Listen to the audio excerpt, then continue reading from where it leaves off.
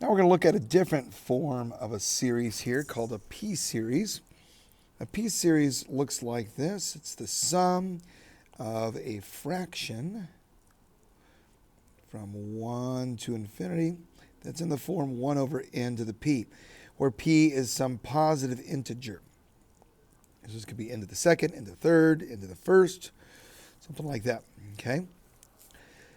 Now, we want to figure out, when does this converge? Well, let's take a look at let's do the integral test here. So we have 1 over n to the p, which we can write as n to the negative p.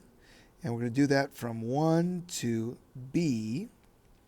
And we're going to find the limit as b goes to infinity. All right, and this is dn. Or let's go ahead and do this in terms of x. Okay, so we see it's just the same thing. So we're correlating this with the function 1 over x to the p.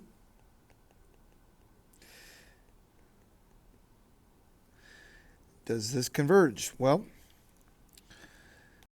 first we have to check our hypotheses. We have to ask ourselves, is this always positive? Yes. Okay, is it because x is positive. X is from 1 to infinity. And p is positive. It's always positive. Is it decreasing? Yes, it's always decreasing. And what else?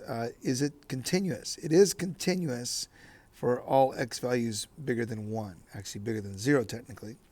So, and that gives us the integral test. So let's find the integral test. So we can integrate this. So we have the limit as b goes to infinity. And we have x to the negative p plus 1, which is the same as 1 minus p, divided by 1 minus p.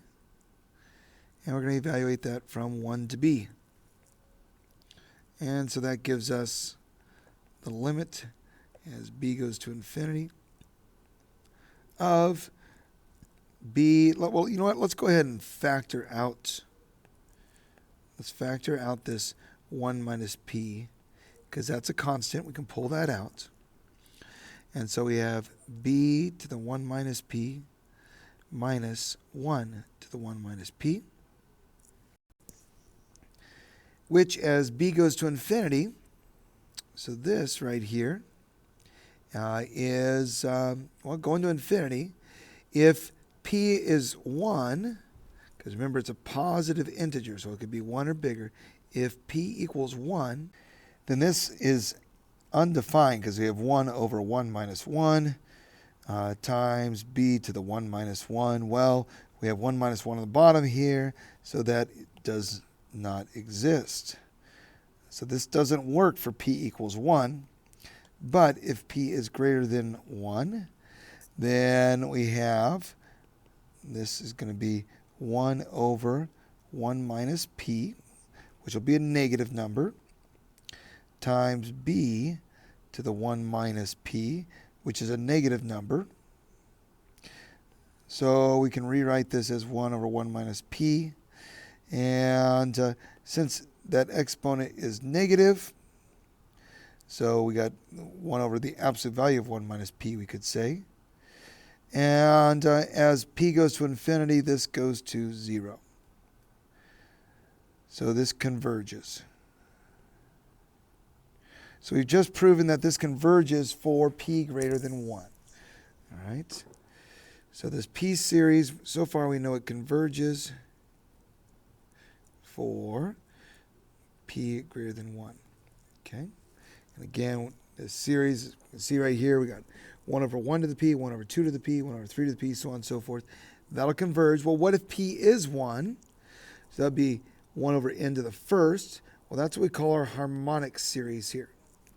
So let's use the integral test here. So if we take the integral from 1 to b, and we have the limit as b goes to infinity, so we're going from 1 to infinity here, of 1 over n, or let's go ahead and call that 1 over x, dx. So here, if we take the integral of this, well, this is, limit as b goes to infinity, and this is going to be the natural log of x evaluated from 1 to b. So this is the limit as b goes to infinity of the natural log of b minus the natural log of 1. Well, natural log of 1 is just 0. And so this is, and as b goes to infinity, the natural log goes to infinity. So this is infinity minus 0, which means this diverges. So if the power is 1, it diverges. If the power is greater than 1, it converges. And that is our p-series test. So if it's in this form, 1 over n to the p, it converges if p is greater than 1. It diverges if p is less than or equal to 1 or 0. All right? Now, one correction to our little definition up here. It doesn't have to be an integer. All right, so it just needs to be a positive number. Okay, it doesn't actually have to be an integer. Okay, what happens if it's between 0 and 1? Well, if we come up here, let's come back to here. If p is less than 1, then we get 1 over 1 minus p, which is a positive number, times b to the 1 minus p. Okay, and 1 minus p is a positive number here, so this is the same as a positive number. And as b goes to infinity, this is now not on the bottom of the fraction like it was earlier. This diverges by the nth term test. Okay, so that goes to infinity. So this diverges, and so if n is less than 1, it will diverge. Okay, great. Well, one more little example, and we'll call it good. So let's see if this one converges or diverges here. So we want to use the integral test if we can.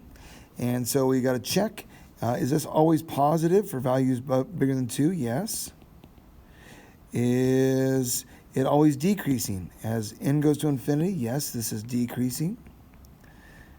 Is it always continuous?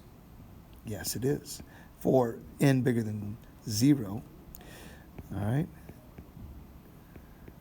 So positive, decreasing, continuous, so we can use the integral test. So let's take the integral.